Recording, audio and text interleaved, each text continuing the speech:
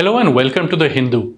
I'm TCA Sharad Raghavan, Economics and Business Editor, and I'm going to be speaking to you about the GST rate cuts that were just announced, who gets impacted by them, what happens to state revenues, and what some of the concerns are. So let's get into it. First, broadly, what happened?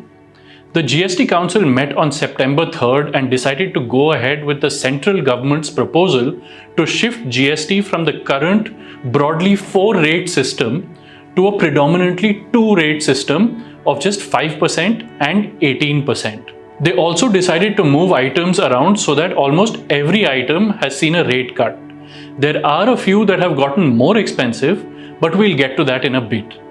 So, daily essentials like hair oil, shampoo, toothpaste, soap, shaving cream have all moved from 18% to 5%. Butter, ghee, cheese, etc. have moved from 12% to 5%. The list of daily essentials that have moved from 12% to 5% is vast, but suffice it to say that almost everything you use on a daily basis has either moved to 5% or to 0%. For the farmers, tractor tires and parts have moved from 18% to 5%, while tractors themselves, including some biopesticides and micronutrients, have moved from 12% to 5%. Several other irrigation and agricultural machinery has also moved from 12% to 5%. In healthcare, individual health and life insurance has been moved from 18% to 0%, a huge reduction.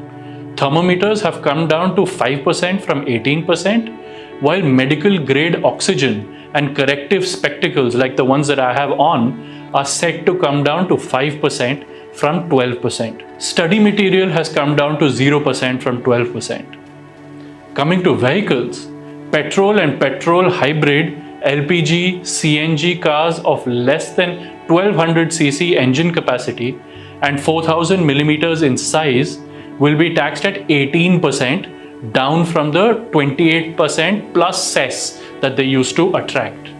Similarly, for diesel and diesel hybrid cars of less than 1500cc engine capacity. Motorcycles of 350cc and below will also move to 18% from 28%. So this means that large and luxury cars and bikes will move to 40%. But this doesn't necessarily mean that they'll become more expensive. Large cars and SUVs, for example, used to attract a total tax of 45 to 50% once the compensation cess was added in. Now that will be 40%. Large bikes, however, will become slightly more expensive since their tax rate will go from 32% to 40%. The other items getting more expensive will be clothes priced above Rs 2,500. Now, the press release captures every single rate cut and it's 113 pages long. So I can't go into all of the changes, but these were the main ones. So now what is the revenue impact? According to the central government, the revenue impact would be about 48,000 crore a year based on the consumption patterns of 2023-24. But the real impact will only be seen in some time as people start consuming under this new tax regime and we find out how much they're spending on what.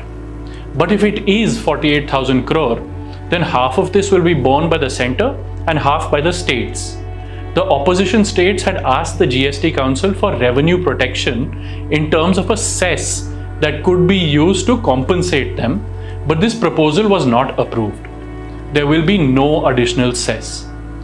The states will now have to turn to the 16th Finance Commission to ask it to increase the share of central taxes that the states are entitled to. That percentage is currently 41%, but it could obviously go higher. Finally, let's come to some of the concerns. The thing is, even though these rate changes have been very positive, the fact remains that a lot of the classification is still relatively complex.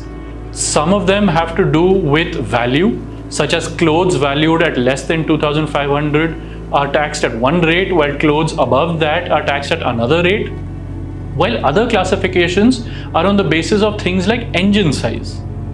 This was an opportunity to get rid of even that complexity. The second concern is how the government will manage its finances. In the budget, it rejigged the income tax rates downwards, and now the GST rates have also come down. Will the government be able to meet its revenue and fiscal deficit targets? That's the question. But on that note, that's all from me. Thank you for watching. And if you have any feedback, please mail us at video@thehindu.co.in. Thank you.